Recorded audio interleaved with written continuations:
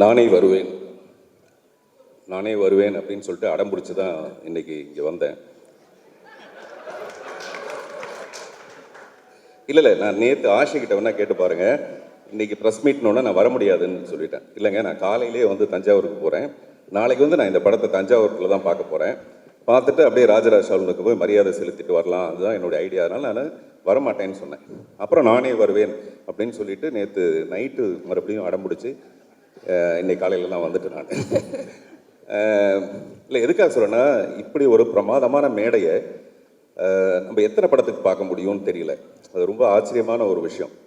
ஒரு காதலி வந்து கல்யாணம் பண்ணிட்டு போனால் நமக்கு எவ்வளோ வருத்தமாக இருக்குமோ, அந்த மாதிரி நம்ம காதலி அப்படி நம்ம இவ்வளோ நாளாக காதலிச்சுட்டு இருந்த ஒரு படம் இப்போ வேற ஒருத்தர் கைக்கு போக போகுது, ஆடியன்ஸ் கைக்கு போக போகுது. அது வந்து ஒரு வகையில் சந்தோஷமாக இருந்தாலும் ஒரு பக்கத்தில் வந்து நமக்கு ரொம்ப வருத்தமாக இருக்கும். அதே மாதிரி இந்த மேடை விக்ரம் சார் இப்போ பேசும்போது சொன்னார் ஹவுஸ்ஃபுல்லில் வந்து நான் டைரக்ட் பண்ணும்போது அந்த படத்துக்கு யார் ஹீரோவாக இருக்கலாம் அப்படின்னு பார்த்தா எனக்கு வந்து நான் சொல்கிறேன், அப்போ வந்து சேது கூட ரிலீஸ் ஆகலன்னு நினைக்கிறேன். அந்த டைமில் எனக்கு விக்ரம் சார் தான் ஹீரோவாக இருந்தார். அன்னையிலேருந்து இன்னைக்கு வரைக்கும் கிட்டத்தட்ட ஒரு 500 வருஷமாக அவரே ஹீரோவாக இருக்கார்.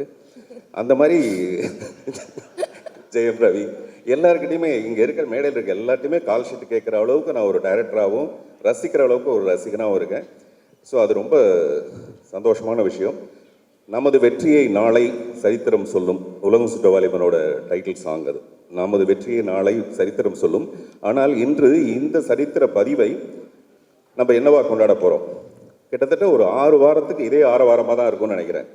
கிட்டத்தட்ட ஒரு 6 வாரத்துக்கு இந்த படத்தோட ஆரவாரமே எல்லா தேட்டர்லையும் இருக்கும்னு நான் நினைக்கிறேன். அவ்வளவு எனக்கு தெரிஞ்ச மோடிஜிக்கிட்டலாம் மோடிஜிக்கிட்ட போய் ரெக்கமெண்டேஷன்ஸ்க்கு டிக்கெட்டுக்காக அந்த லெவலுக்கு போயிட்டு இருக்கு டிக்கெட். சத்தியமாக இது வரைக்கும் எனக்கு நாளைக்கு என் குழந்தைங்களாம் படம் பார்க்கறதுக்கிட்டே கிடைக்கல. நான் எல்லாத்தையும் கேட்டுட்டு இருக்கேன். இது வரைக்கும் சார் சொன்ன மாதிரி இவ்வளவு ப்ரெஷர் எந்த படத்துக்குமே நம்ம சந்தித்தது கிடையாது. ரொம்ப சந்தோஷமாக இருக்குது. ஃபர்ஸ்ட் ஆஃப் ஆல் மணி சாருக்கு வந்து ரொம்ப நன்றி சொல்லணும். இந்த படத்துக்குள்ளே எங்கேயாவது ஒரு மூலையில் ஒரு சின்ன பாத்திரம் நான் பண்ணதுக்கு வந்து எனக்கு ரொம்ப மகிழ்ச்சி. மணி சாருக்கு நன்றி சொல்கிற அதே நேரத்தில் நான் அப்ரிஷியேட் பண்ணோன்னா, இந்த படத்தில் மணி சாரோட ஒர்க் பண்ணவங்க எல்லாரையும், தனால இருந்து ஆரம்பித்து ஆஷி அப்படி அசிஸ்டன்ட் டைரக்டர்ஸ் எல்லாருக்கும் ஒரு பயங்கர கிளாப். தயவுசெய்து ஒரு தடவை கிளாப் பண்ணலாம். இந்த மாதிரி ஒரு டீம் இல்லாமல் இப்படிப்பட்ட ஒரு படத்தை அவங்க பண்ணியிருக்கவே முடியாது. அதனால் அது ரொம்ப மகிழ்ச்சியான ஒரு விஷயம். மற்றபடி நான் வந்து தஞ்சாவூர் கிளம்புறேன். அப்புறம் பத்திரிகை மற்றும் ஊடக நண்பர்களுக்கு ஏன் நான் கடைசியாக உங்ககிட்ட வரேன்னா, எல்லா படமும் கடைசியாக உங்ககிட்ட தான் வந்து சேருது, உங்கள் கண்களுக்கு தான் வந்து சேரப்போகுது. படம் பார்த்ததுக்கப்புறம் நம்ம ஜென்ரலாக ஒரு முறை பார்க்கலாம் அப்படின்னு போடுவோம், அதில் தப்பே கிடையாது. பட் அடுத்த வரி வந்து 2 முறை பார்க்கலாம், 3 முறை பார்க்கலாம், 4 முறைன்னு பார்க்கலாம்னு சொல்கிறாமே தவிர அதுக்கு குறைவாக எதுவும் இந்த மாதிரி ஒரு சரி பதிவுக்கு சொல்ல வேண்டாங்கிறது என்னுடைய அன்பான ஒரு வேண்டுகோள். நன்றி.